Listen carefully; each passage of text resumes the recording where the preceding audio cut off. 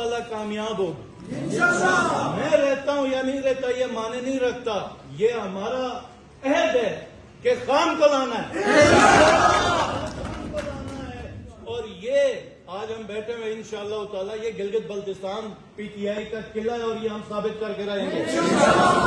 جو یہ سمجھتے ہیں یہاں سے پی ٹی آئی کا جھنڈا اور خان کی تصویر ہٹائیں گے ان سے آخری دم تک ہم لڑتے رہیں گے. اور میری تمام ورکرز اور کارکنوں سے جو اپیل ہے کہ بالکل آپ نے پرامن رہنا ہے, پرامن رہنا ہے. ہماری جو آج کا جو فیصلہ وہ ہماری فتح ہے. مجھے کہا کہ اسمبلیاں ڈیزالو کرو. میں نے کہا کیوں ڈیزالو کروں؟ کیونکہ ہم اس وقت اکثریت میں ہیں. ہم دوبارہ الیکشن میں جا کے پھر 2/3 میجورٹی کے لیے کوشش کریں گے. اور جو آئین اور قانون کا گندا کھیل انہوں نے پاکستان کے اندر کھیلا, تو یہاں پہ تو آئین اور قانون بھی نہیں ہے. جس خطے میں قانون اور آئین نہیں ہے وہاں پہ آئین نہیں ہے. جہاں پر آئین نہیں ہے وہاں پہ آئین گھسانے کی کوشش کر رہے ہیں. اور میرا یہ پیغام ہے کہ یہ یاد رکھنا یہ گلگت بلتستان ہے.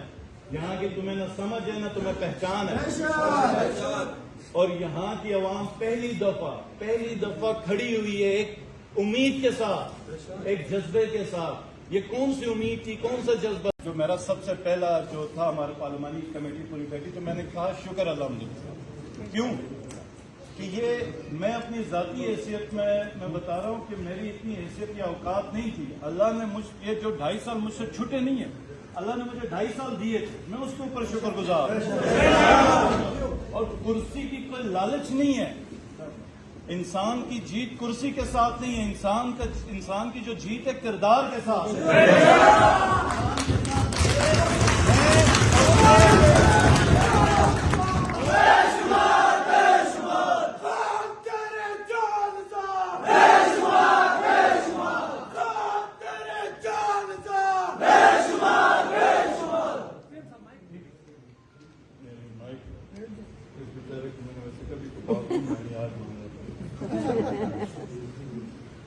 تو آپ لوگوں نے اداس اور مایوس نہیں ہونا. میں پہلے بھی ورکر تھا, آج بھی ورکر ہوں, کل بھی ورکر ہی رہوں گا. میری جگہ پہ بھی ایک ورکر پی ٹی آئی کا ہی چیف منسٹر بنے گا. اور پی ٹی آئی کی حکومت ادھر کنٹینیو کرے گی. ان کو اصل میں پی ٹی آئی کا پتہ نہیں ہے, ان کو پی ٹی آئی کی خمیر کا نہیں پتا.